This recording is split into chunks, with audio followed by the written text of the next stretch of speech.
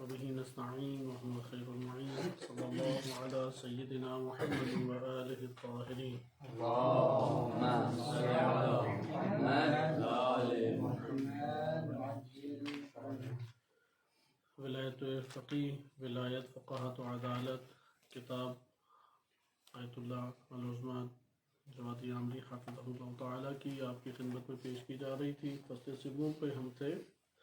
فصل سوم میں دلیل تلفیقی کو ملاحظہ کر رہے تھے کہ یہ فصل جو ہے وہ ضرورت ولایت فقی کے عنوان سے ہے، اہمیت کی حامل فصل ہے، اور ادلہ اسی فصل میں ذکر کیے گئے ہیں۔ تین مجموعہ دلیل ہمارے پاس بنتے ہیں۔ پہلا مجموعہ آپ مطالعہ کر چکے ہیں کہ عقلی محض ہے، اس میں فقط و فقط عقلی دلیل کے ذریعے سے ولایت فقی کی ضرورت کو بیان کیا گیا ہے، اور اس اعتبار سے یہ عقائد کا ایک جزوی مسئلہ امامت کی بحث کا بن جاتا ہے۔ امامت کی بحث کا ایک جزوی مسئلہ بن جاتا ہے۔ اس پہلو سے ہمارے اکثر بیشتر فقہا نے اس کو قابل بحث قرار نہیں دیا، اس لیے جب عموماً بحث ہوتی ہے اس موضوع کے اوپر طلاب گرامی میں تو وہ اس پہلو کو مد نظر نہیں رکھتے اور اس سے قطع نظر ہو کے گفتگو کرتے ہیں، جبکہ اصل اساس یہاں سے شروع ہوتی ہے۔ کیونکہ جب آپ عقائد میں امامت کی ضرورت اور نبوت کی ضرورت کو پڑھتے ہیں تو وہ ضرورت امامت کی 250 ہجری تک اگر باقی تھی تو وہ 250 ہجری کے ماں بعد بھی باقی رہے گی یا نہیں؟ اب اس امامت کی ضرورت کو آپ کیسے پورا کریں گے؟ ٹھیک ہے کہ امام معصوم تک رسائی نہیں ہے۔ اب امام معصوم تک رسائی نہیں ہے تو اس حالت مجبوری میں، حالت اضطرار میں ہمارے پاس چارہ نہیں رہ جاتا کہ ہم ایک ایسی شخصیت کو یہاں پہ نیابت کے عنوان سے لے کے آئیں کہ جو امامت کے نظام کے سب سے قریب تر ہے۔ یعنی یہاں پہ مختلف آراء ہو سکتی ہیں، آپ جمہوری سلسلوں میں پیوست ہو جائیں، یا اسی طریقے سے آپ بالفرض آمریت کے ساتھ آپ تعلق جوڑ لیں، بادشاہت کے ساتھ تعلق جوڑ لیں۔ مختلف سلسلے حکومت موجود آج بھی ہیں اور سابقہ ادوار میں بھی موجود رہے ہیں۔ بعض یہ کہتے ہیں کہ چونکہ کسی خاص تعین کو نہیں بیان کیا گیا لہذا آپ جمہوری سلسلوں میں چلے جائیں یا امریت کے ساتھ پیوست ہو جائیں، بادشاہت کے ساتھ پیوست ہو جائیں، یا کوئی اپنا ہی ایک سلسلہ نکال لیں، کوئی فرق نہیں پڑتا۔ جبکہ یہاں پہ ہم نے عقلی محض، دلیل عقلی محض میں جو فلسفہ امامت کو بیان کیا گیا ہے اور حاکمیت اور رہبریت کی ضرورت معاشرے میں قرار دی گئی ہے، اس میں آپ نے ملاحظہ کیا تھا کہ ایسا نہیں ہے۔ امامت کے جو سب سے قریب ترین ہمارے پاس صورت بنتی ہے اسی کو اختیار کیا جائے گا، اور عقل اس کی طرف نشاندہی کرتی ہے۔ صحیح ہے؟ عقل یہ نشاندہی کرتی ہے کہ اسے اختیار کریں، اس لیے جزوی طور پہ یہ امامت کی عقائدی جزوی بحث بن جاتی ہے۔ یہ عقلی دلیل کا خلاصہ تھا، لیکن یہ عقلی دلیل محض تھی۔ اس کے بعد ہمارے پاس دوسرا مورد آ گیا اور وہ تھا کہ دلیل عقلی اور نقلی کے ساتھ مرکب دلیل، یعنی ایک مقدمہ نقلی ہے تو دوسرا مقدمہ کیا ہے؟ عقلی سے کہا ہم نے تلقیفی، مرکب ہے، عقلی اور نقلی سے مرکب۔ یعنی شارع نے شریعت میں ایک حکم بیان کیا گیا ہے، ایک دفعہ ہم اسی حکم سے استفادہ کرتے ہوئے عقل یہ حکم لگاتی ہے کہ آپ یہ نتیجہ لو۔ مثال کے طور پہ دو احکام ہمارے پاس ہے، اقیم الصلاۃ، اور دوسرا ہے کہ ولا تصلی فی مکان الغصب، صحیح، غصب والی جگہ پہ، غصبی جگہ کے اوپر آپ نماز نہ پڑھیں۔ اب ایک بندے نے جم کر لیا، نماز پڑھی غصبی جگہ کے اوپر، اس کا کیا حکم ہے؟ ادھر عقل کی مدد سے ہی علماء فقہا و علماء اصول نے قواعد ایجاد کیے۔ اگر امر اور نہیں کے اجتماع کے قائل ہو جائیں تو آپ کہیں گے کہ ایک جہت سے عبادت انجام دی، ایک جہت سے معصیت انجام دی۔ اگر کہیں کہ امر و نہیں جم نہیں ہو سکتے تو ہم کہیں گے نماز اس کی باطل ہے۔ یہ جو بطلان کا فتویٰ دینا ہے، یہ صحت صلاۃ کا، نماز کا فتویٰ دینا ہے، یہ عقل کی مدد سے دیا یا نہیں؟ اسی طریقے سے بعض اوقات حکم شرعی آیا ہے، آپ اس کے لوازمات سے فائدہ اٹھاتے ہیں، اس کے لوازمات سے آپ نے استفادہ کیا اور عقل آ کے اس کے لوازمات سے استفادہ کرتے ہوئے وہاں پر حکم لگاتی ہے، اور اس طریقے سے آپ نے پھر متعدد قسم کے پہلوؤں کو مد نظر رکھا اور اسی کے ضمن میں پھر مثالیں دی. انہوں نے دلیل تلفیقی کی، ولایت فقی کی، اس میں آگے اور مثال دی. مثلا دین اسلام میں عقل جو ہے وہ نقل کے مقابلے میں ہے، دین کے مقابلے میں نہیں ہے. جیسا کہ غربی جو ہیں مفکرین وہ یہ خیال کرتے ہیں کہ عقل کے مقابلے میں دین ہے. نہیں، مکتب اسلام میں اس طریقے سے نہیں ہے. مکتب اسلام میں دونوں دلیلیں ہیں، لیکن ایک نقلی دلیل ہے، ایک عقلی دلیل. ہم یہاں پہ ولایت فقی پہ جو دوسری دلیل قائم کر رہے ہیں وہ عقل و نقل کے ساتھ کیا ہے؟ مرکب دلیل ہے. اس مرکب دلیل کو اگر آپ دیکھیں تو یہاں پہ ہم پہلے عقل کے کردار پہ گفتگو کریں گے. عقل کے کردار پہ اس طرح کے بعض احکامات عقل مستقل طور پہ دین کے اندر آ کے بیان کرتی ہے، اور فقہی احکام اس کی اساس پہ ہمارے علماء جاری کرتے ہیں. مثلا فتنہ فساد کا سبب بھی جو چیز بن رہی ہے ہمارے فقہا کہیں گے یہ حرام ہے. اب عقل درک کرتی ہے کہ یہ فساد معاشرے کے اندر کئی قسم کے ظلم و ستم کو جنم دے گا. اس کی راہ کو فقہا عقل کی توسط سے بند کرتے ہیں. ممکن ہے کہ آیت اور روایت بارڈر کے اوپر نہ ہو کہ بارڈر جو ہے ادھر پاسپورٹ چیک کرا کے جائیں، ممکن ہے نہ ہو، لیکن اگر اس کی رعایت نہ کی جائے اور جو مفاسد ایک اسلامی معاشرے میں پیدا ہو رہے ہیں اس کو مد نظر رکھتے ہوئے عقل حکم لگائے گی کہ آپ اس قانون کی رعایت کریں، اور وہاں پہ کہا جائے گا کہ یہاں پہ واجب ہے شرعاً کہ آپ اس کو بارڈر میں پاسپورٹ دکھا کے جائیں، یا قانونی طور سے ایک ملک میں اگلا بندہ وارد ہو. اور اس طرح کے کئی آج کے دور میں تو یہ آسان ہمارے سامنے ہو گیا کہ عقل کی جو مثالیں سامنے آتے ہیں. مثلا حرمت ظلم ہے، مستقل طور پہ عقل حکم لگاتی ہے، لیکن ایک دفعہ مستقلات عقلیہ نہیں، ملازمات عقلیہ سے یہاں پہ ہماری گفتگو ہے. ملازمات عقلیہ سے استفادہ کرتی ہے. ملازمات عقلیہ سے کیسے استفادہ کیا انہوں نے؟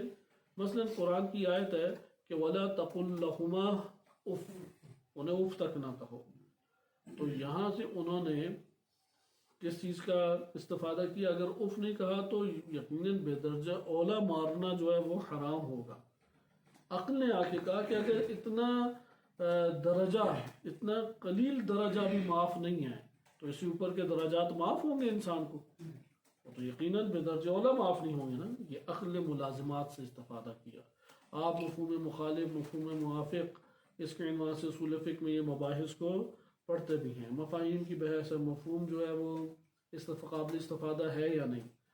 پھر مفاہیم کی قسمیں کی جاتی ہیں. مفہوم شرط ہے، مفہوم لقب ہے، مفہوم وصف ہے، مفہوم حصر ہے، مفہوم استثناء ہے. اس طرح سے مفاہیم کی قسمیں، کون سا مفہوم جو ہے وہ حجیت رکھتا ہے یا نہیں، اصول میں اس کا سارا جائزہ لیا جاتا ہے. لیکن عقل ہے کہ جو اس چیز کو آ کے دریافت کر رہی ہے. اسی طرح سے آپ جمع کرتے ہیں عام اور خاص میں. عام اور خاص کب بناتے ہیں؟ کیونکہ جب تعارض کی بحث آتی ہے، تعادل اور تراجیح کی بحث اہم ترین مباحث میں سے اصول فقہ کی. دو آپ کے پاس دلیلیں آ گئی، دو روایتیں ہیں، دونوں معتبر ہیں اور دونوں آپس میں مضامین اس کا ٹکرا رہے ہیں. تو یہاں پہ آپ پہلے اس کی کیا کریں گے؟ جمع کرنے کی کوشش کریں گے. معروف یہ جملہ ہے، الجمع اولا مہما امکنا. جب تک ممکن ہے آپ کے لیے اولویت کیا رکھتا ہے؟ دونوں دلیلوں کو جمع کرنا. اگر اولویت نہیں، جمع کرنا مہما امکنا نہیں ہوتا، صحیح ہے، نہیں آپ کے لیے ممکن، پھر کہاں پہ آ جائیں گے؟ دونوں روایتوں اور آیتوں کو لے کے آپ ترجیح کی بنیادوں پہ آ جائیں گے. ایک مثلا صحیح ہے اور ایک ضعیف ہے، ایک نص ہے اور ایک ظاہر ہے. اس طرح سے پھر ترجیح، اگر ترجیح بھی نہیں دے پاتے آپ تو پھر دونوں تساقط کر جائیں گے، دونوں پہ عمل نہیں ہوگا. لہذا آپ تین مرحلے ہو گئے، جمع کا مرحلہ، ترجیح کا مرحلہ، اور نمبر 3 تساقط، توقف کا مرحلہ. یہ جو جمع کا مرحلہ ہے اس کے اوپر آپ دقت کریں. اگر مرحلہ جمع ہے تو کیسے جمع کریں گے؟ بعض اوقات آپ عام خاص ملا کے جمع کریں گے، ایک کو عام قرار دیں گے اور ایک کو خاص قرار دیں گے، مطلق مقید بنا کے جمع کریں گے. یہ کون عام خاص کا حکم لگا رہا ہے؟ عقل کے لگا رہے ہیں. یہ کون ہے کہ جو آپ کو مطلق مقید کا حکم دے رہا ہے؟ عقل کے ذریعے سے آپ نے اس کو دریافت کرنا ہے. ایک کو آپ حاکم اور ایک کو محکوم قرار دیں گے. حکومت اصولی، اسے آپ حکومت اصولی سے تعبیر کر سکتے ہیں. ایک حکومت سیاسی ہے، صحیح ہے، ایک حکومت اصولیہ یعنی وہ ایک اصطلاح ہے علمی اصول فقہ کی، حکومت، ایک کو حاکم اور ایک کو محکوم قرار دیں گے۔ اسی طرح سے ورود ہے، حکومت کی طرح ورود بھی ہے، یہ وہ جم کے طریقہ کار ہیں۔ حلقہ اولیٰ میں بھی آپ نے اسے مطالعہ کیا ہوگا، اصول فقہ کی دیگر کتابوں میں بھی اس سے بحث ہوتی ہے۔ خلاصہ کلام، عقل کا کردار استنباط کی دنیا میں آشکار ہے۔ نص آئی ہمارے پاس یا حکم شرعی ہمارے پاس آیا، اور اس میں اس حکم شرعی کے ذریعے سے آپ نے ایک عقلی ضابطے کا ضمیمہ کیا اور ایک نتیجہ لے لیا۔ یہاں پہ بھی ہمارے پاس ولایت فقی پہ دلیل تلفیقی بنے گی۔ کیسے بنے گی دلیل تلفیقی؟ ہمارے پاس دلیل تلفیقی کا طریقہ کار یہ ہے، دقت کریں کہ ہمیں آیات کریمہ و احادیث مبارکہ سے آشکار طور پہ یہ معلوم ہے کہ دین جو دنیا کی زندگی کو منظم کرنے کے لیے آیا ہے، نہ کہ فقط اخروی ثواب کے لیے۔ دنیا کی اساس پہ ثواب ہے، دنیا کی اساس پہ اجر ہے، دنیا کی اساس پہ جنت ہے، دنیا کی اساس پہ جہنم ہے۔ دنیا نہیں مقدمہ بنتا تو پھر اگلا مرحلہ بھی نہیں آتا۔ آخرت کو آخرت کہتی ہی ہیں کہ اس سے پہلے ایک مرحلہ ہے۔ اس دنیا کی زندگی کو انفرادی یا اجتماعی اعتبار سے کون ہے کہ جو منظم کرے گا؟ وہ قانون ہے، وہ قانون الہی ہے، شریعت نازل ہوگی۔ اب دین کتنی چیزوں کو لیے ہوئے ہے؟ دین ایک افکار کا پہلو رکھتا ہے، جس میں آج کل ہم اپنے آپ کو ممکن ہے کہ آزاد سمجھتے ہوں کہ جس نے جو بھی نظریہ اختیار کیا بھائی ٹھیک ہے۔ جیسے پاکستان میں سیاسی نظریات حساس نظریات ہیں، لیکن ہم نے اجازت دی ہوئی ہے کہ وہ اپنے کھوکے یا دکان کے باہر بیٹھ کے فارغ ٹائم کے اوپر حکم لگائے، نہیں فلاں کو تو یہ کرنا چاہیے تھا، فلاں یہ کر لیتا، فلاں تو ایسا ہے، فلاں تو ویسا ہے۔ اسے پوچھے آپ کی خبروں کا سورس کیا ہے؟ کوئی سورس نہیں ہے اس نے، بس وہی سوشل میڈیا کہہ لیں، وہ جو جس کے کلپ اس کے سامنے زیادہ آ گئے بس اسی سے اس نے ایک ذہن بنا لیا۔ جیسے آج کل ہمارے ہاں فضائیں اس طرح کی قائم ہیں۔ اب یہاں پہ دین اسلام آ کے پہلے افکار کو منظم کرتا ہے۔ پہلے تم یہ تو جانو کہ حق کیا ہے، یہ تو جانو کہ کیا اس میں دین اسلام کا موقف ہے، اہل بیت علیہ السلام کا موقف ہے۔ اس صحیح موقف کو تو پہلے جانا چاہے۔ اس لیے جب بھی کلمہ دین بیان کیا جاتا ہے تو وہ افکار کا مجموعہ دین ہمیشہ انسان کو دیتا ہے۔ میں مثلا اگر دین اسلام کو قبول کرتا ہوں تو افکار اسلام کو پہلے میں اپنے لیے آئیڈیالوجی، نظریہ یا فکر قرار دوں گا۔ یعنی دین اسلام دین کے عنوان سے ہم سے پہلا تقاضا یہ کرتا ہے کہ تم پہلے دین سے وابستگی پیدا کرو، قبل اس کے کہ اپنے قوم اور قبیلے سے وابستگی پیدا کرو، قبل اس کے کہ اپنے استاد اور شاگرد کی وابستگی کو تم لے کے آؤ۔ تم کسی ادارے کو، کسی تعلیمی سلسلے کو، کسی جگہ پہ کام کاج کرتے ہو، کوئی دوست احباب تمہارے ہیں، کوئی محفل ہے، ہر چیز جس سے انسان اپنی ذاتی زندگی میں وابستہ ہوتا ہے اس کے اوپر مقدم دین کی وابستگی کو قرار دینا چاہیے۔ اگر ایک انسان کی زندگی میں یہ پہلو آشکار نہیں ہوتا تو مستقبل اس کے لیے تاریک ہے دین کے اعتبار سے۔ ممکن ہے کہ کھانے پینے، اپنے عام زندگی کے اعتبار سے وہ دین زندہ نہیں کر سکتا، خدمت دین انجام نہیں دے سکتا۔ وہ اس کو انجام دے گا جو اس کی قلبی یا ذاتی شخصی وابستگی ہے، وہ بس اسی کو ظاہر کر رہا ہوگا۔ دین کو وابستہ کرنے کے لیے دین سے وابستگی ضروری ہے، بے شک آپ کا اس سے زندگی بھر کبھی تعلق نہ رہا ہو، لیکن آپ اس کی حمایت کرتے ہیں۔ جیسے شہدائے کربلا سے کسی کا بھی کبھی تعلق نہیں رہا، ہمارا تعلق کس کی اساس کے اوپر تھا؟ دین کی اساس پہ۔ خود کربلا کے میدان میں جو قبائلیت کو مد نظر رکھتے ہوئے لشکر یزید سے آتے، جیسے حضرت ابوالفضل العباس علیہ السلام کو بخشش کا کہا تو انہوں نے نفرین کی اس کے اوپر، کیونکہ دین اساس تھا۔ انی احامی عن دینی، میں اپنے دین کی حفاظت کروں گا۔ یہی اشعار ہے جب ان کا دایاں بازو کٹا، واللہ قطعتم عن یمینی انی احامی عن دینی ابدا، تم میرا دایاں ہاتھ کاٹو گے میں تب بھی اپنے دین کی ہمیشہ تا قیامت جب تک رمق ہے میرے وجود کے اندر دین کا دفاع کروں گا، کسی ایک فرد کا دفاع نہیں کروں گا۔ پھر وہ امام حسین علیہ السلام کو قبائل کی نگاہ سے نہیں دیکھتے تھے، نبی صلی اللہ علیہ وسلم کی جہت سے دیکھتے تھے۔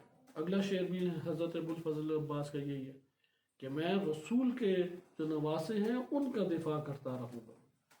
لہٰذا یہ ہمیں بات بیان کرتی ہے کہ ممکن ہے کہ آپ کا کسی سے زندگی بھر کوئی تعلق نہ رہا ہو، لیکن آپ دین کی اساس اور دین کی وابستگی کی وجہ سے آپ کسی کی حمایت یا کسی کی مخالفت کرتے ہیں. یا جیسے نہج البلاغہ میں امیر المومنین علیہ السلام کا جملہ ہے کہ ہم رسول اللہ کے دور میں اپنے ہی باپ بیٹے اور خاندان والوں سے لڑا کرتے تھے اور ایک دوسرے کے اوپر بھرپور طریقے سے وار کرتے اور قتل کیا کرتے تھے. اور پھر امام فرماتے ہیں کہ بڑا خوبصورت جملہ ہے امام کا کہ اس عمل سے ہمارے ایمان میں اضافہ ہوتا تھا، اس میں کمی نہیں ہوتی تھی. یعنی اگر بیٹا باپ کو قتل کر رہا ہے اور وہ اہل ایمان کی اساس کے اوپر ہے، دین کی اساس پر ہے، تو بیٹے کے ایمان میں اس سے اضافہ ہو رہا ہے. وہ اپنے بزرگ کو ہی قتل کرتا تھا تو یہاں پہ ایمان سے اضافہ ہوتا تھا. یہ ہے دین سے وابستگی کہ دین کو بالا تر قرار دیا جائے. لہذا جب دین آتا ہے افکار لے کے آئے گا، دین جب آتا ہے اخلاقیات لے کے آتا ہے. کسی ضابطے کا وہ حدود میں رہ کے قائل ہوتا ہے، کسی ضابطے کا، کسی ادب کا، کسی اقدار کا. کوئی دین کائنات میں نہیں ہے جو اخلاقی ضوابط نہ لے کے آئے. لہذا جب مکتب اسلام کو ہم بطور دین دا قیامت کہہ رہے ہیں، وہ افکار بھی لے کے آ رہا ہے اور اخلاقیات بھی لے کے آ رہا ہے. اگر اخلاقی اقدار کوئی شخص اپنے وجود کے اوپر قائم نہ کر سکے، جو مرضی دنیا اسے ٹائٹل دے دے، لیکن آپ قرآن اور روایات اہل بیت علیہ السلام پڑھ کے دیکھ لیں، وہ اسے دیندار نہیں کہتے. آپ جو ٹائٹل دینا چاہتے ہیں اسے دیں. انسان کی شناخت جو ہے وہ اخلاقی اقدار کے اوپر ہے. مثلا اشتباہ حکم شرعی میں ہو سکتا ہے بیان کرنے میں، فکری طور پہ کوئی اشتباہ صادر ہو سکتا ہے انسان سے. مخالف معاشرہ آپ ممکن ہے کہ کوئی ایک چیز اختیار کر لیں، ہو سکتا ہے، لیکن اخلاقی اقدار بھی آپ پار کر دیں، نہیں ہو سکتا. آپ روایات اہل بیت علیہ السلام اٹھا کے دیکھ لیں، کیونکہ اخلاق باطن کی عکاسی کرتا ہے، آداب ظاہر کی عکاسی کرتے ہیں. اگر کوئی ظاہری طور پہ آداب کی رعایت نہیں کرتا، ہمارے ہاں تو بہرحال بعض ہے نا جو معاشرتی عناوین غالب آئے ہوئے ہیں. مثلا معاشرتی عناوین، یہ ہماری پارٹی کا لیڈر ہے، یہ ہمارے خاندان کا بزرگ ہے، یہ میرا علاقے والا ہے، یہ میرا فرقے والا ہے، یہ میرا ادارے کا مثلا استاد ہے، یہ فلاں فلاں ہے. یہ عناوین جتنے بھی ہیں یہ ہمارے معاشرتی عناوین ہیں. بعض عناوین ہیں جو دین نے ہمیں دیے ہیں. مثلا دین نے کون سے عناوین دیے ہیں؟ دین نے کہ اخلاقی اقدار ہمیں دی ہیں. لہذا اخلاقی اقدار کو اگر آپ مد نظر رکھیں تو اس کا جو تقاضا ہے اس کے مطابق عمل کریں گے. اس لیے دیندار کی پہچان وہ حوض علمیہ سے نہیں ہوتی، دیندار کی پہچان مسجد سے نہیں ہوتی، دیندار کی پہچان حلقہ رسول اللہ و امام معصوم علیہ السلام ان کے حلقے احباب میں بیٹھنے والے سے نہیں ہوتی. ممکن ہے منافق ہو، ممکن ہے فاسق ہو. دین کی پہچان کس سے ہوتی ہے؟ اس کے آثار سے ہوتی ہے کہ یہ اپنی زندگی میں دین کو کیا اختیار کرتا ہے. اس لیے یہ غلط فہمی ہے ہمارے اہل دنیا کی کہ وہ دین کی پہچان فرقے سے، وہ دین کی پہچان نسبت سے، وہ دین کی پہچان ایک عنوان لینے سے لیتے ہیں. لیکن جو اہل بیت علیہ السلام نے ہمیں بتایا، جیسے امام صادق علیہ السلام کی یہ روایت معروف ہے، ہماری معتبر کتب میں ہے کہ لمبے رکوع سجود سے مت بندے کو پہچانو، دیکھو معاملہ کیسا کرتا ہے، معاملہ کیسے کرتا ہے اور گھر میں اخلاق کیسا ہے. ان دو جگہوں سے بندہ پہچانا جاتا ہے. یعنی جب تم سے مالی معاملہ کیا تو مال ادا کیا یا نہیں کیا. ابھی تو ہمارے حالات جو اداری ہیں وہ عجیب سے ہی ہیں، کام کرا کے پیسے نہیں دیتے، وہ بیچارہ منت سماجت کرتا رہتا ہے. پھر ایک مدت آتا ہے اس کی شخصیت اس کی نگاہوں میں گر جاتی ہے، یہ غصہ غضب ہوتا ہے، پھر جا کے تھوڑے پیسے دیتا ہے. معاملے سے انسان پہچانا جاتا ہے. معاملہ کیا ہے؟ احسان کرے، اس سے عزت اسے دے. اقدار اخلاقی بہت مہم ہے. اخلاق نہیں ہے نہیں یہ چیز ہے. اس لیے اب آپ یہ دیکھیں کہ مثلا قوم کا لیڈر کون بنے. ایک مسئلہ ہم اٹھاتے ہیں، کسے ہونا چاہیے؟ وہ کہیں گے کہ جو بڑے زوردار خطابت، پرجوش خطابت کرے، وہ آیا لیڈر ہونا چاہیے. لیڈر قوم کا کون بنے؟ فلاں فلاں کام کرنے والا ہونا چاہیے.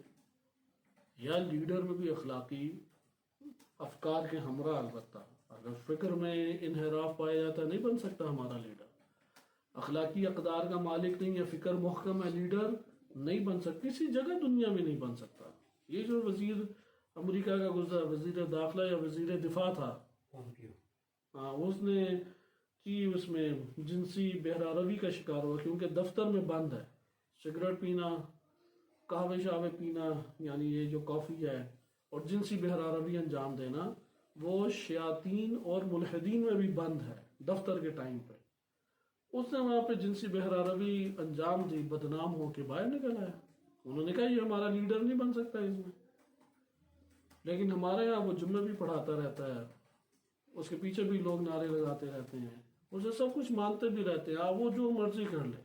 آداب کی رعایت ہے یا نہیں، حتیٰ کھانے پینے کے آداب کی بھی رعایت، ہاتھ دھوئے یا نہیں دھوئے، بسم اللہ پڑھی ہے یا نہیں پڑھی، نماز کا ٹائم ہو گیا اٹھ کے گئے ہیں یا نہیں گئے، بات چیت کرتے ہوئے تحمل مزاجی سے بات کرتے یا نہیں، حلم پایا جاتا ہے یا نہیں، الفاظ جو ہیں وہ مہذب ہے یا نہیں، کسی چیز کا بھی وہ نہیں ہے۔ لہذا اخلاقی اقدار دین ہمیشہ بیان کرتا ہے، اخلاقی اقدار کی قیمت ہے دین کے اندر۔ حسن ظن ایک ہے، حسن ظن آپ رکھیں، ایک بندہ ہے، آپ نے اس کی اگر کسی خصلت کو یا خصوصیت کو لینی ہے، اس کی کبھی کبھار کی خصوصیت لیں گے یا جو ہمیشگی رکھتی ہے، اس کو لیں گے آپ؟ ذاتی عیوب وہ چھپانے کا حکم ہے یا بیان کرنے کا حکم ہے؟ چھپانے کا حکم ہے۔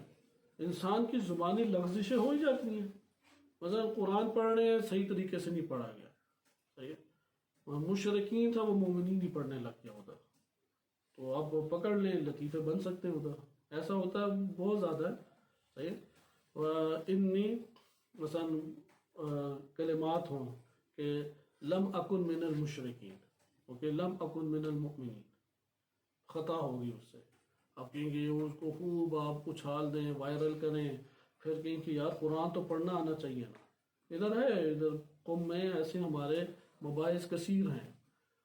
تو رہبر معظم کی بھی سنیوں نے بعض بنائی ہوئی ہیں، انہوں نے ایک جگہ مسلمین کی جگہ مثلا مومنین تھا، ادھر مسلمین پڑھ دیا آیت کا، تو وہ اب اسے وائرل کرتے ہیں شخصیت گرانے کے لیے، نہ کہ اسے سمجھانے کے لیے، کیونکہ نیت سے انسان پہچانا جاتا ہے۔ لہذا اخلاقی اقدار قیمت رکھتی ہیں۔ آپ اگر کسی کے لیے ایک قدم اٹھاتے ہیں کہ اس کی عزت کو آپ تحفظ دیں، اس کی شخصیت کو آپ تحفظ دیں، یہ آپ کا اقدام جو ہے یہ اللہ کی بارگاہ میں بہت بڑی قدر رکھتا ہے، بہت بڑی قدر۔ لیکن ایک دفعہ آپ ایک شخصیت کو گراتے ہیں آیات اور روایات پڑھ کے، ایک شخصیت کو گرانے کے لیے سارے کے سارے اعمال انجام دیتے ہیں، اور بہانہ بنائے جی یہ تو 10 سال پہلا ایک رد عمل ہے، وہ رد عمل ایک نئی اصطلاح ہمارے ہاں ایجاد ہوئی ہے، سب طلاب کے پاس اس ٹائم بہترین موقع ہے، آپ سب کی باتیں ریکارڈ کریں، اس کے بعد 1 مہینہ اسے وائرل کریں، پھر جو مرضی دھواندار آپ نے باتیں کرنی ہے کرنی، مسئلہ نہیں ہے، کیونکہ جس کو نقائص لگے ہوتے ہیں، نقص ہماری نصیحتوں سے کسی کا دور نہیں ہوتا، بہت سارے نقائص کے ساتھ شخصیات کو برداشت کرنا پڑتا ہے۔ آپ امام علی علیہ السلام کے حکام کی طرف آئیں کہ بعض نقائص شخصی ہوتے تھے، وہاں پہ اجتماعی نقائص کے امام علی علیہ السلام برداشت نہیں کرتے تھے۔ اب زیاد بن ابی جیسے شخص کو احواز کے اور یہ بصرہ میں قائم مقام عبداللہ ابن عباس رضی اللہ عنہ کا بنانا وہ کوئی چھوٹی چیز نہیں ہے، اور امام نے اسے پہلے ہی کہہ دیا، امام علی علیہ السلام نے، کہ یہ ملحق کرے گا معاویہ بن ابی سفیان تمہیں اپنے ساتھ، اور تمہیں اپنا بھائی قرار دے گا، تو اس سے ہوشیار رہنا۔ اب یہاں پہ یہ دیکھیں کہ اس کے ایک شخصی نقص ہے یا نہیں، ولد الزنا ہونا شخصی نقص ہے، ولد الزنا حاکم بھی نہیں بن سکتا، وہ اضطراری حالتیں تھی جو امام علی علیہ السلام کے دور میں سامنے آئیں، لیکن اس کا شخصی نقص ابھی وہ سامنے نہیں لایا گیا۔ اب جب معاویہ نے اعلان کیا اور پورا بھرا ہوا مجمع تھا اور کہا کہ یہ ابو سفیان کا بیٹا ہے اور یہ میرا بھائی ہے، اب یہ عوامی طور پہ سامنے آ گیا، اس کے اوپر ویسا ہی حکم لگے گا فسق کا، اس نے بھی کچھ نہیں کیا۔ لیکن جب تک ایک چیز نہیں ہے شخصی نقص، ہمارا لازم ہے کہ ہم ستار بنیں، اللہ تعالیٰ ستار العیوب ہے۔ اسی طریقے سے اجتماعی نقائص ہمارے پاس متعدد ہیں، اگر اجتماعی نقص ایسا ہو کہ جو دین کی مخالف کر دے یا دین کی مخالفت لازم آئے، تو وہاں پہ قابل اعتراض چیز ہے۔ اگر ایک ایسی جگہ ہو کہ جو تحقیقی امور سے تعلق رکھتا ہے، وہ ایک جدا چیز ہے۔ لہذا آپ نے اس پہلو کو لیں کہ دین ہمارے لیے محور ہو، دین افکار کے اعتبار سے آتا ہے، مثلا کوئی فرد ہے وہ توحید ہی کے مخالف ایک بات کہہ دے، مشکل ہے ہمارے لیے، سازگار نہیں ہے اس کی شخصیت، آشکار توحید۔ انبیاء علیہ السلام، ہاں عصمت انبیاء علیہ السلام، عصمت کے 4 معنی یا 5 معنی ہمارے علماء نے بیان کیے، مراتب ادھر ذکر ہے۔ ہاں اگر انبیاء علیہ السلام ہی کی مخالفت لازم آتی ہے ٹھیک ہے، اس سے کنارہ کشی اختیار کرنی چاہیے۔ اسی طریقے سے اخلاقی اقدار ہیں، اخلاقی اقدار سے بالکل ہی پیدل ہے، اخلاقی اقدار اس کے اندر پائی ہی نہیں جاتی، نہیں ہمارے لیے وہ سازگار ہو سکتا۔ آخر ہم کسی بھی شخص سے، سیاسی لیڈران ہیں ان سے جو اختلاف رکھتے ہیں اس کی کوئی بنیاد تو ہوگی، اس کی یا مفادات بنیاد ہیں یا دین بنیاد ہے۔ دین بنیاد و مستحسن ہے، لیکن دین کی بنیاد کا اختلاف جاننے کی ضرورت ہے۔ اس کا یہ مطلب نہیں ہے کہ وہ جگہیں جو جزوی ہیں انسان کو ملت سے خارج نہیں کرتی، وہ جگہیں کہ جہاں پہ اختلاف کا نقطہ آ سکتا ہے وہ جگہیں ہمارے لیے مضر نہیں ہیں، لیکن وہ جگہیں مضر ہیں کہ مثلا ایک فرد امامت کا مخالف ہو جائے، ایک فرد توحید کے دائرے سے غالی ہو جائے، خارج ہو جائے۔ اسی طرح اخلاقی اقدار ہیں، ایک ہے شخصی عیوب، اسے ہم سامنے نہیں لا سکتے، حرام ہے، لیکن ایک ہے بربلا طور پہ امور، اجتماعی سطح کے اوپر امور اخلاقی، وہ اس کی شخصیت کو زد پہنچاتے ہیں۔ ان میں سے تیسری چیز آ جاتی ہے احکام، جو ہمارے ادھر سے وابستہ ہے، ولایت فقی کی بحث سے وابستہ ہے۔ ولایت فقی میں وہ پہلے 2 کی جو جگہ ہے وہ مسلمات میں سے ہے، وہ تو قابل بحث نہیں ہے، اتنی مسلمات میں سے ہے، اخلاقی مجموعہ اور فکر کا مجموعہ۔ احکام شریعت کے آپ دائرے میں آتے ہیں، احکام شریعت میں بھی بہت حساسیت پائی جاتی ہے، اعلیٰ درجے کی عدالت چاہیے، یہ آپ پیچھے مباحث پڑھ چکے ہیں کہ ولی فقی یا جو ہمارا لیڈر بنے گا، کیونکہ لیڈر کے لیے اللہ تعالیٰ نے عصمت کا مقام رکھا ہے، اور اس معصوم کے نیچے جو لیڈران ہیں ان کے لیے عصمت کا مقام ضروری نہیں ہے، چونکہ وہ رجوع کر کے اصلاح کر سکتے ہیں، یا وہ معصوم مشرف ہے، پوری نگرانی کر رہا ہے، اشراف کر رہا ہے۔ یہاں پہ انہوں نے یہ ذکر کیا کہ یہ 3 جو مجموعے آپ کے پاس بنتے ہیں، پہلو، وسیع ترین دین کے پہلو، وسیع ترین افکار جسے آپ عقائد کہتے ہیں، نمبر 2 اخلاق، نمبر 3 احکام، صحیح ہے، اجتماعی اور انفرادی قوانین انسان کی زندگی کو منظم کرنا ہے۔ یہ دین تا قیامت کے لیے ہے یا نہیں؟ آپ اس بات کو پہلے ہم عقلی محض میں سے عقل سے لے کے آئے تھے، لیکن ابھی ہم کہاں سے لے کے آئے ہیں؟ قرآنی آیات اور روایات سے۔ جب آپ قرآنی آیات اور روایات سے یہ بات لے کے آئے کہ یہ 3 مجموعے مل کے دین کو تشکیل دیتے ہیں، اور یہ جو تشکیل ہے دین کی ان 3 مجموعوں سے، یہ تا قیامت کی ضرورت ہے، تا قیامت کی ضرورت ہے، وَإِلَّا اگر کسی معاشرے میں دین نہ ہو وہ زمانے جاہلیت کہلاتا ہے، صحیح ہے، زمانے جاہلیت میں رہے گا۔ یہاں پہ اللہ تعالیٰ اس پہ راضی ہے کہ 2250 ہجری 260 ہجری کے بعد سے لے کے ظہور امام زمان علیہ السلام دین معطل رہے اور زمانے جاہلیت میں لوگ زندگی بسر کریں، کیونکہ زمانے جاہلیت میں بھی ابو طالب و عبد المطلب علیہ السلام جیسی شخصیات تھیں کہ جو حق پرست تھیں، حق گو تھیں، عبادت الہی انجام دیتی تھیں۔ وہ قلیل تو ہر دور میں ہر معاشرے میں رہتے ہیں، کوئی بھی دنیا کا ملک ایسا نہیں ہے، مسلم ہو یا غیر مسلم، جس میں مومنین کیا ایک چھوٹا سا گروہ موجود نہ ہو۔ یہاں پہ معاشرے کی بات کی جا رہی ہے۔ جب یہ آ گیا، جیسے قرآن کی آیت بھی ہے کہ لا یأتیہ الباطل من بین یدیہ ولا من خلفہ، تحریف نہیں ہو سکتی اس دین میں، اس قرآن میں تحریف نہیں ہو سکتی، یہ تا قیامت لوگوں کے لیے حجت ہے۔ آپ اس طرح کی جب لے کے آئیں گے سارے کی ساری آیات روایات، اب مجموعے دیکھیں کیسی آ رہی ہیں۔ میں آپ کے سامنے اسے دلیل تلقیفی جو ہے نا، یہ صحیح طریقے سے بننا ضروری ہے ہمارے پاس، کہیں ایسا نہ ہو کہ درس ہمارا گزر جائیں گے اور مرکب عقل و نقل سے دلیل ہی نہ بن سکے۔ اس ٹائم ایک بڑی آفات میں سے، ہمارے معاشرے کی آفات میں سے، علمی یا متدین طبقے میں جو آفات ہیں، رہبر معظم کیا جذباتی تعارف کراتے ہیں، ان کے فضائل بھی بیان کرتے ہیں، ان کی خدمات بھی ذکر کرتے ہیں، ولی فقی کے طور پہ بھی مانتے ہیں، ولی فقی کی دلیل نہیں رکھتے۔ جیسے وہ امامت کے ساتھ ہمارا ایک تعلق ایسا ہی ہے، کوئی امامت کے اوپر دلیل نہیں رکھتے۔ اگر ایک طالب علم کے پاس ولایت فقی کے اوپر بیان نہیں ہے، دلیل نہیں ہے، تو یہ موسمی حامی ہے۔ موسمی ہوتے ہیں نا، موسم گزر گیا تو پھر اس کے جذبات بھی ٹھنڈے پڑ گئے، کیونکہ معرفت کے ہمراہ نہیں تھا، یہ تو ایک ماحول کی وجہ سے تھا، یا اپنی جہالت کے اوپر ڈٹا ہوا ہے، ضد باندھ رہے، وہ تو کسی بھی نظریے پہ باندھ سکتا ہے ضد۔ لہذا دلیل کی زبان جو ہے وہ معرفت بھی دیتی ہے، دلیل کی زبان انسان کو اندر سے محکم کرتی ہے۔ یہ پھر موسمی نہیں ہے، موسمی اس کا ربط اور تعلق یا حمایتی نہیں ہے، ابدی حمایتی ہے۔ وہ کبھی ملک کے تناظر میں، ملیت کے تناظر میں، وطنیت کے تناظر میں، حالات کے ان تناظر میں، سختی اور تلخی، ان چیزوں کے دائرے میں نہیں دیکھے گا، حامی ہوگا، حمایت کرے گا۔ لہٰذا اس پہلی دلیل کو بھی مضبوط کریں۔ اب دوسری دلیل کے مجموعے احادیث سے اور آیات کریمہ سے کیسے بنتے ہیں۔ دیکھیں، ایک تو مجموعہ آیات روایات یہ ہو گیا جو بیان کرتا ہے کہ دین تمام لوگوں کے لیے شریعت محمدی صلی اللہ علیہ وسلم اور تا قیامت ہے، یہ آیات اور روایات ہو گئی۔ جیسے قرآن کی آیت ہے کہ وما ارسلناک الا کافۃ الناس، اس طرح سے ہے نا، کافۃ للناس ہے کہ ہم نے آپ کو تمام کے تمام لوگوں کے لیے بھیجا ہے۔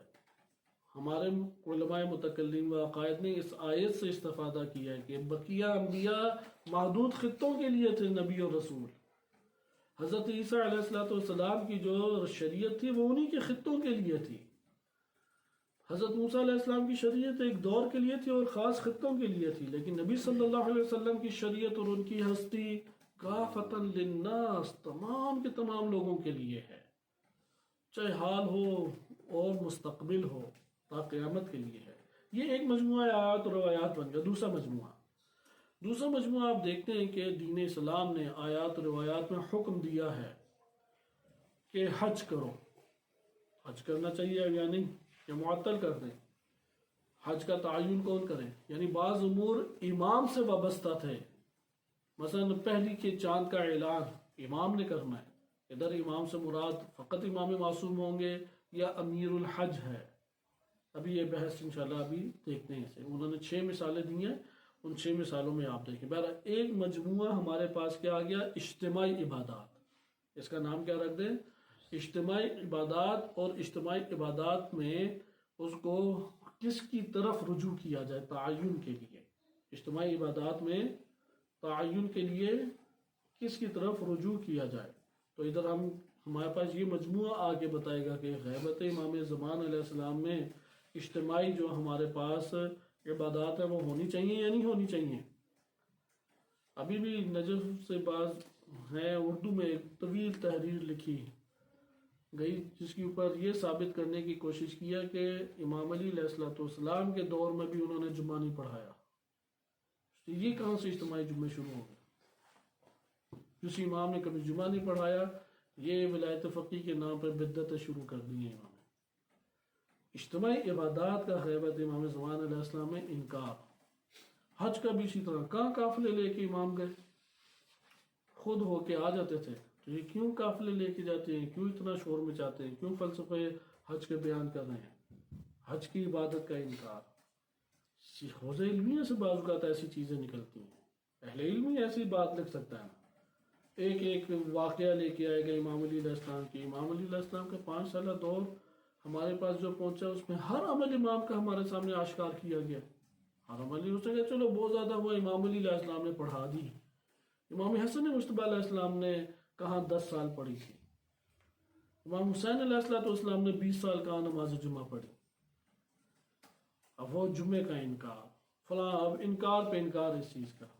لیکن فقہا نے بیان کیا کہ اجتماعی آپ کے اوپر ساقط نہیں ہوتا۔ جمعے کی حساسیت کی وجہ سے آپ واجب تخییری کے عنوان سے دلائل لے آئیں، اس کا یہ مطلب نہیں ہے کہ حج ساقط ہے، نہیں۔ حج تمام فقہا نے ذکر کیا ہے کہ اگر استطاعت آپ کو ہو جائے اور شرائط پوری ہوں تو حج کرنا واجب ہے یا نہیں؟ حج واجب ہے آپ کے اوپر۔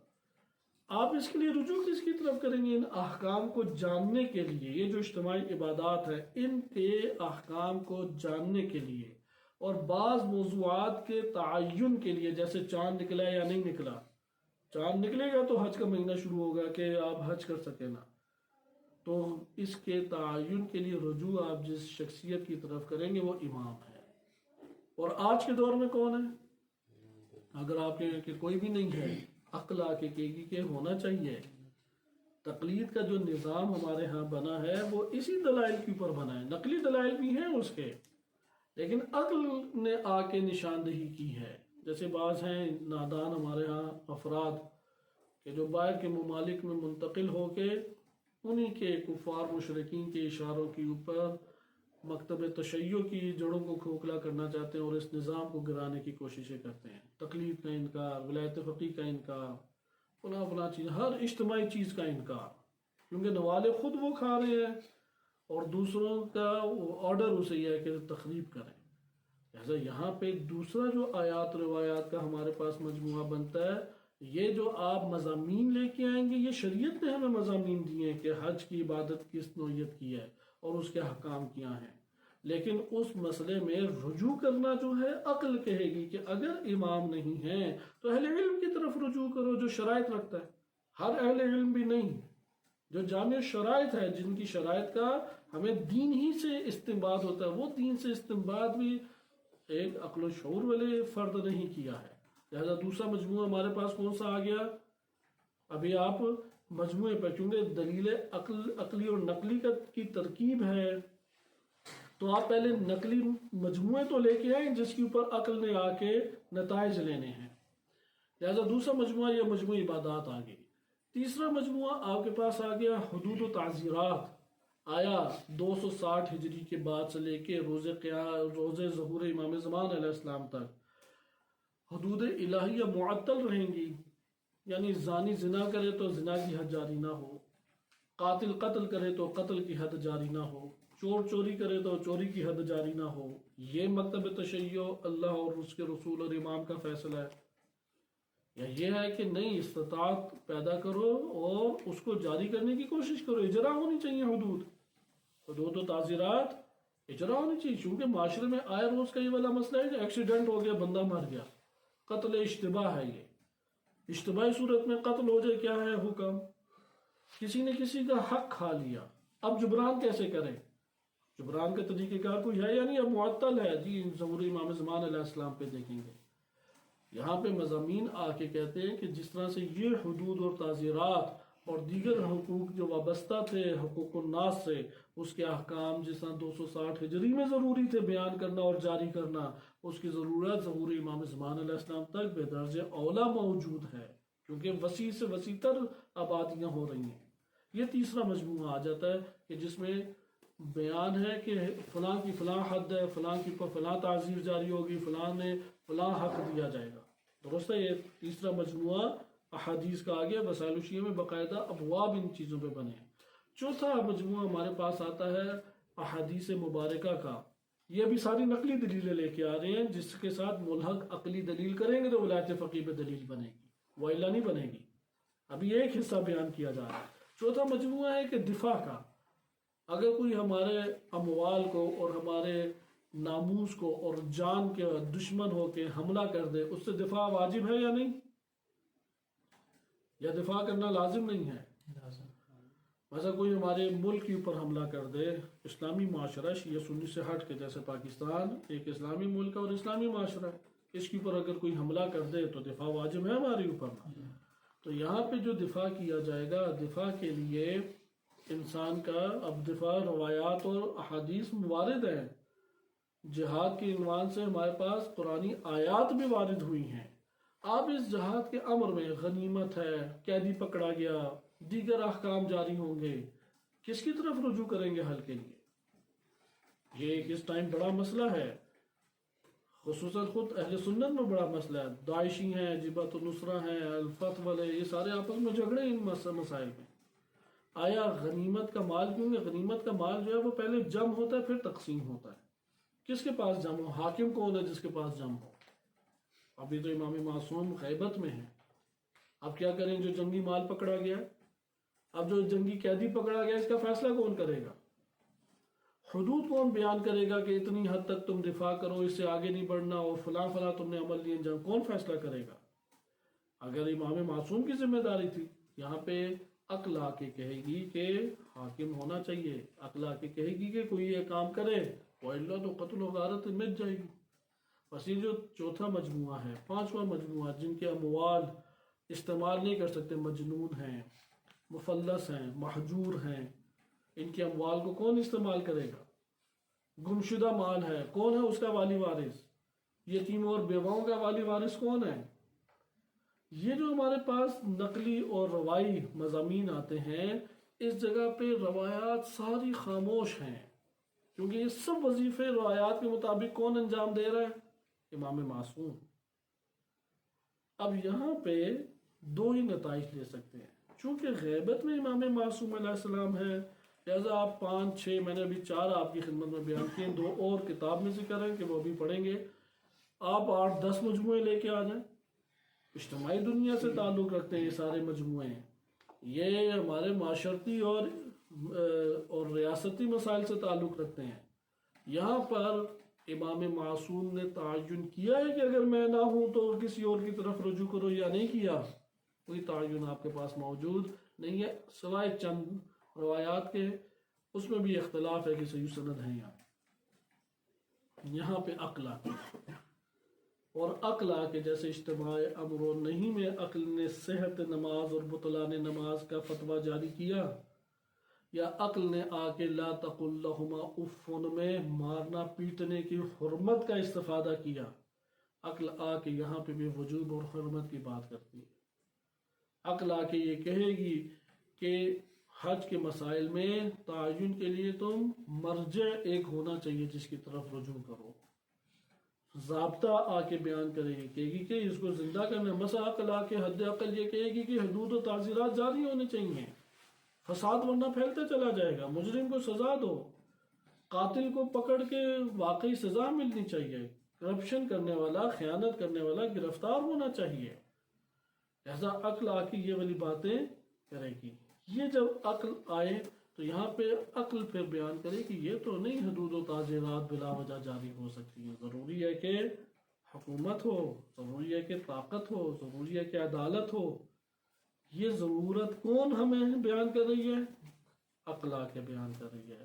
یہاں سے ولایت فقیہ کی ضرورت کے اوپر دلیل قائم ہوتی ہے، یا آپ شریعت کے ابواب کو معطل قرار دے دو، اور قرار دو جس خطے پہ کسی کو اگر مل جائے اتنی قدرت وہ جاری کر دے، بقیہ ٹھیک ہے، مسئلہ ہی نہیں ہے۔ اگر ہم اسی طریقے سے استقرار کو بیان کرنے لگ گئے تو پھر تو باہر ساری عمر ایک بندہ شراب پیتا رہے گا کہ کیوں پی؟ یہ مجبوری تھی، کیا کرتا؟ اگر نہ پیتا تو جیتا کیسے؟ رہنا تو تھا۔ اسے کہ یہ کیا تم نے خنزیر کی فروخت کا کاروبار شروع کیا ہوا ہے؟ کہتے ہیں آخر جینا تو ہے نا، پیٹ تو پالنا پڑتا ہے۔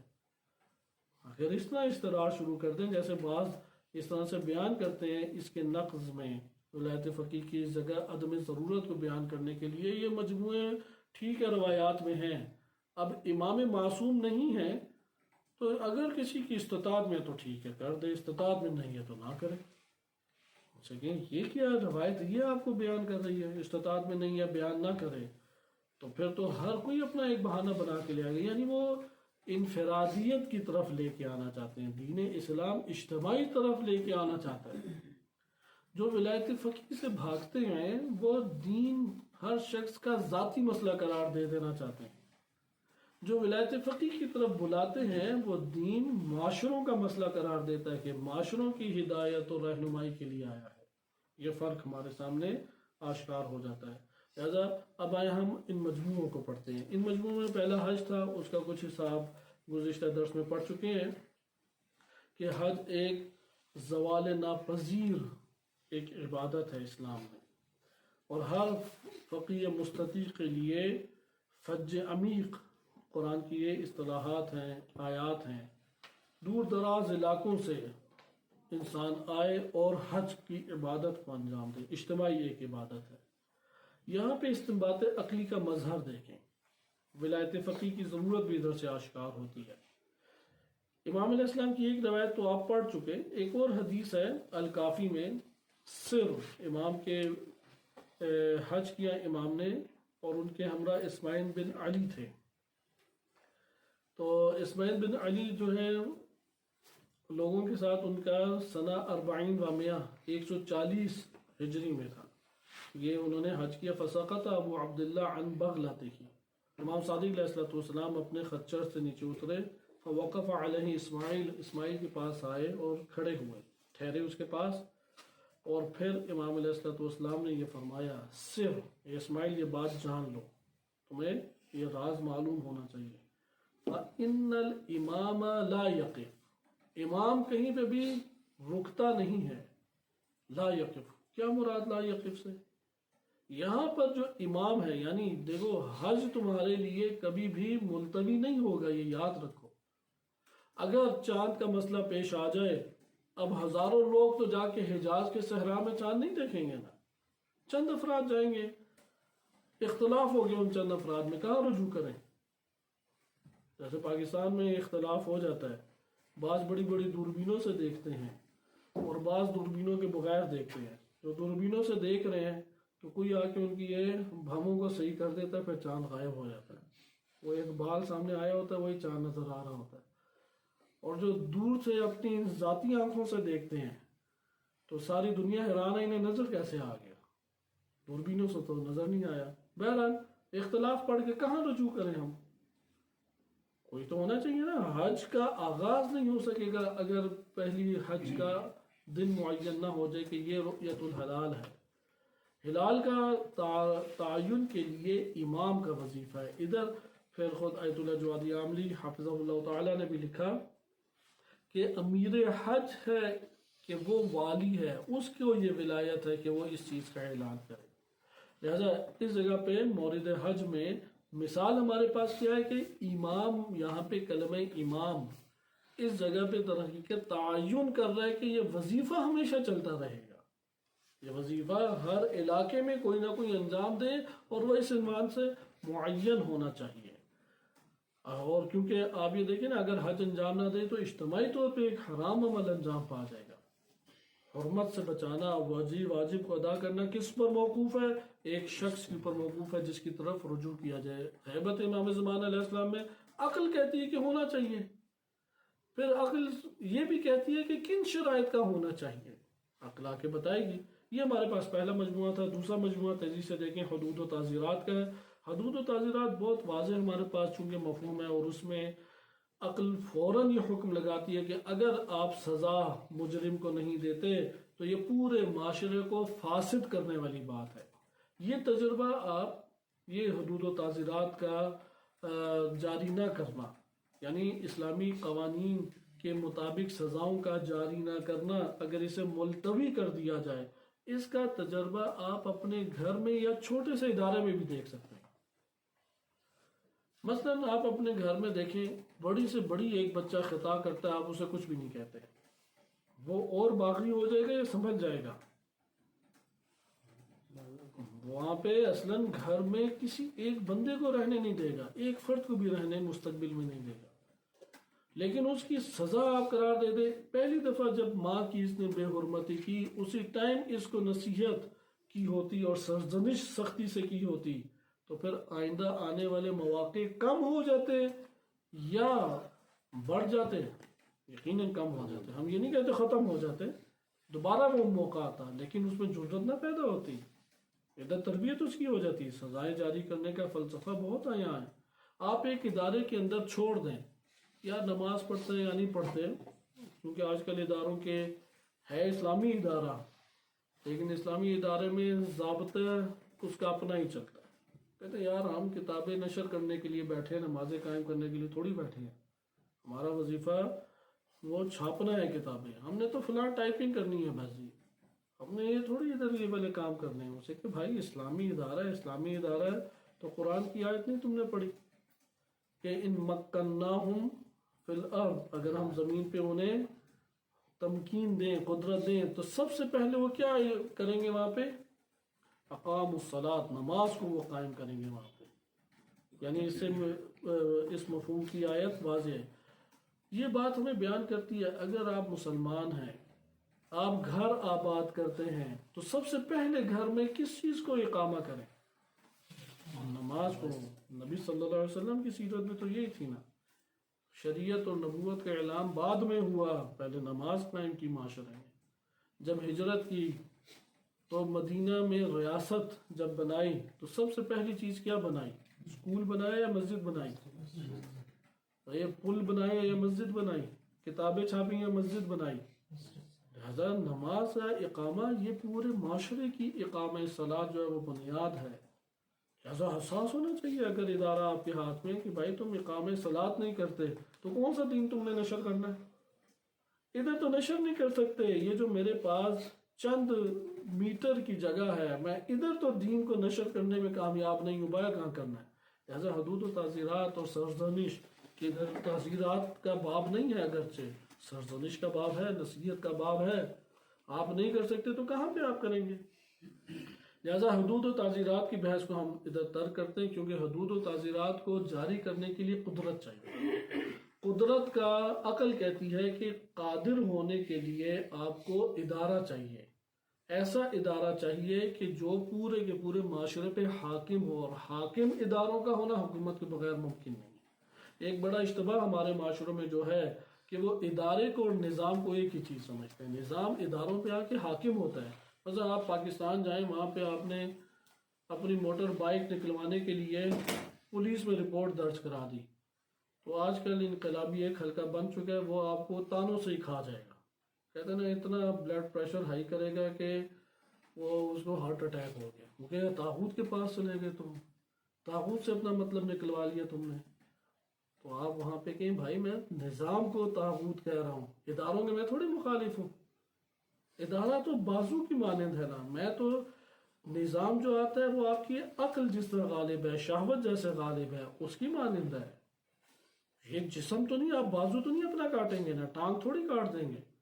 فوج کو آپ ادارے کا انکار کر دیں، آپ کہیں گے بھائی ملک کا دفاع ہونا ضروری ہے، فوج کا ادارہ ضروری ہے، انٹیلیجنس کا ادارہ ضروری ہے، تعلیمی ادارہ ضروری ہے، پولیس کا ادارہ ضروری ہے.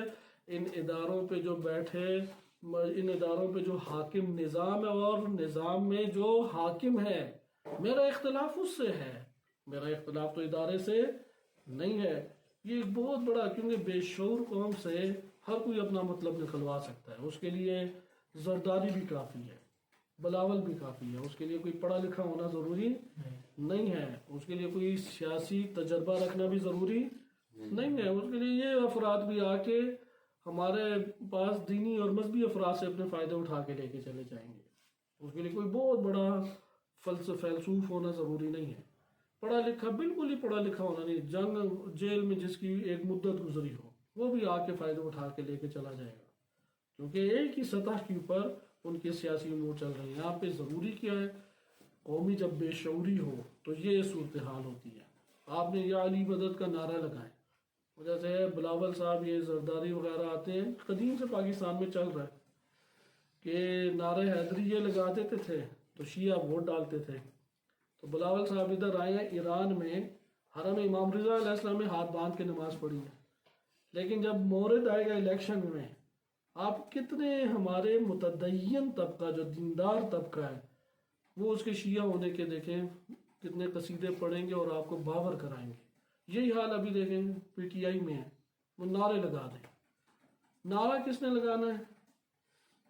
وہ انہی کی صنف کا ہے، کیونکہ ان کی خاص صنف ہے کہ بعض ایسے ان میں موجود ہے خواتین کہ پتہ نہیں لگتا مرد ہیں یا خواتین.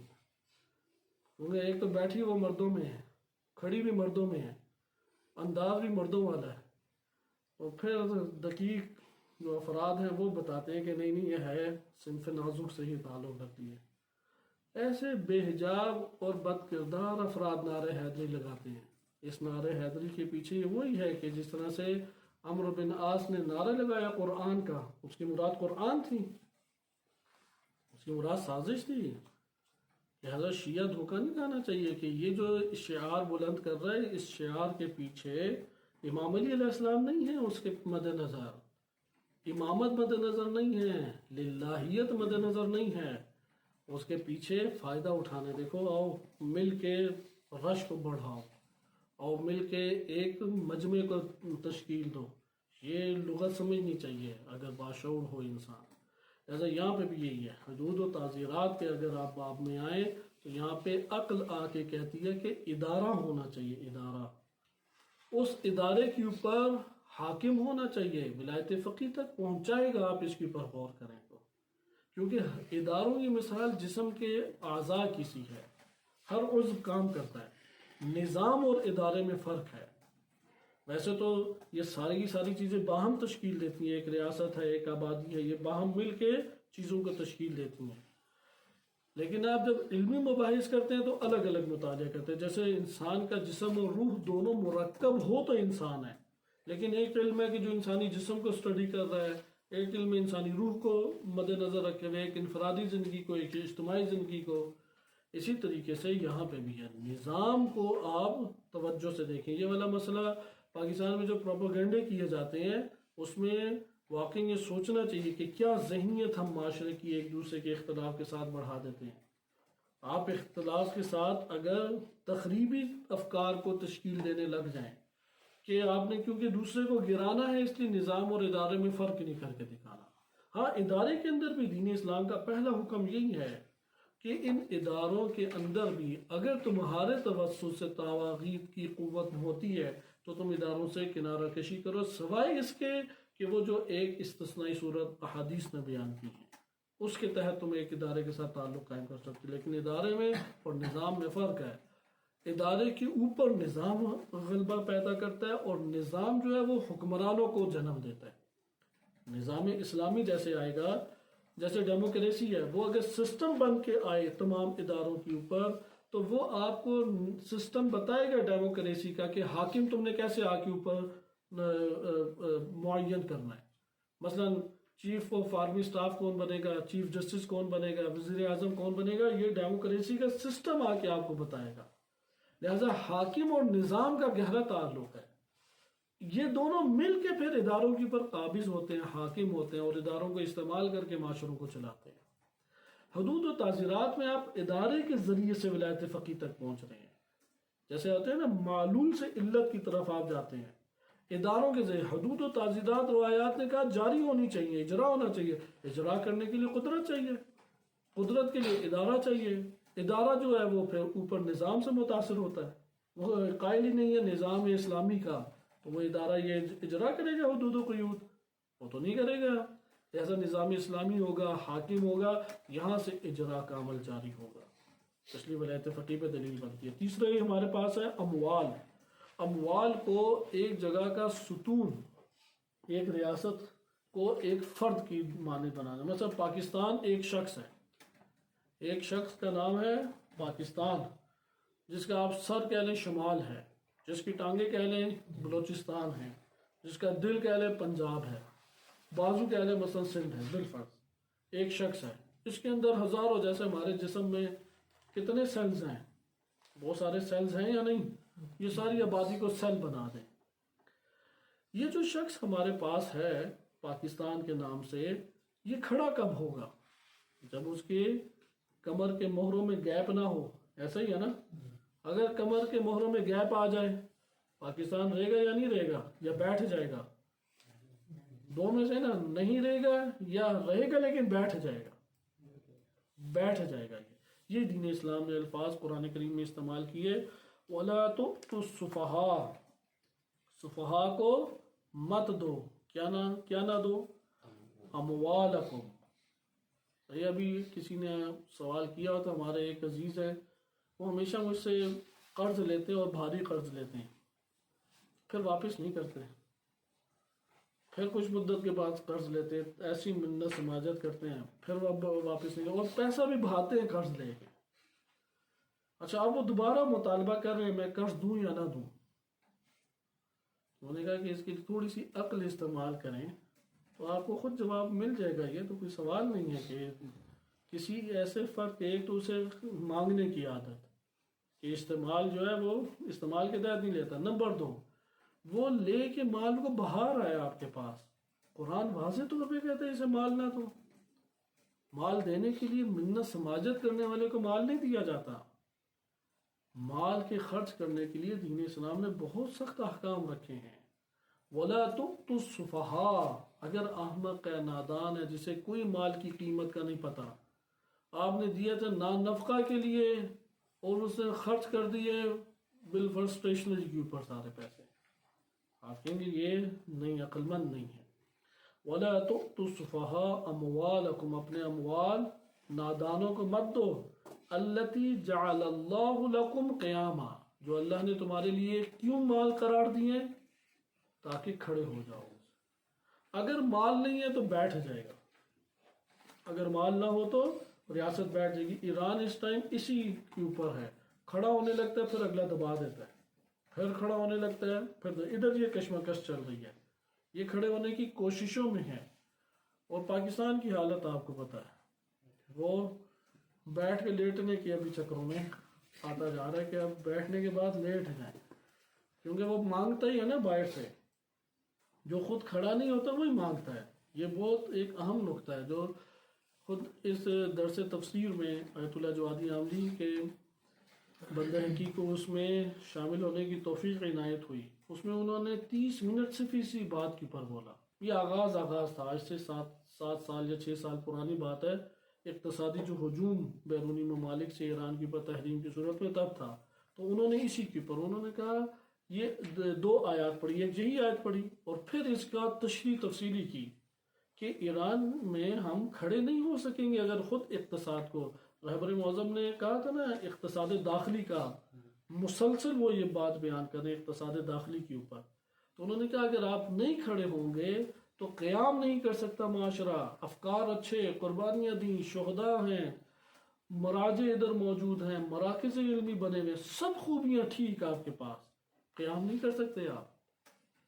اور پھر کہا کہ فَقَاتِلُوا أَئِمَّةَ الْكُفْرِ, پھر کیا اِنَّهُمْ لَا أَيْمَانَ لَهُمْ, کہ آئمہ کفر سے جا کے, کفر سے نہیں, قرآن کی آیت پہ دقت کریں, غالباً سورہ توبہ کی آیت ہے یہ, کہ آئمہ کفر سے جا کے قتال کرو. اس کے اوپر بہت زور دیا کہ آئمہ کفر کو تم تلاش کرو, یہ نہیں کافرین اور مشرکین کی پر نگاہ رکھو.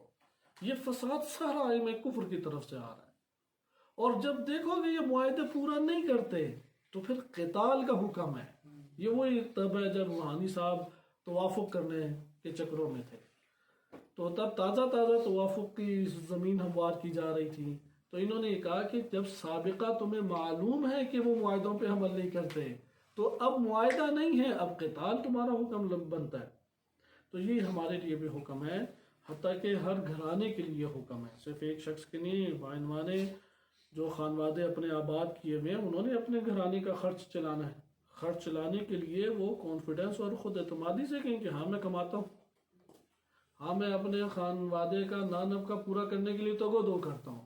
وہ بندہ مذموم ہے کہ جو بھیک مانگے, جو سوالی ہے, جو سائل بن جائے ہر مسئلے کے اوپر, بڑے طریقے ایجاد کر لے اور صرف مانگتا پھرے. یہ مذموم ہے.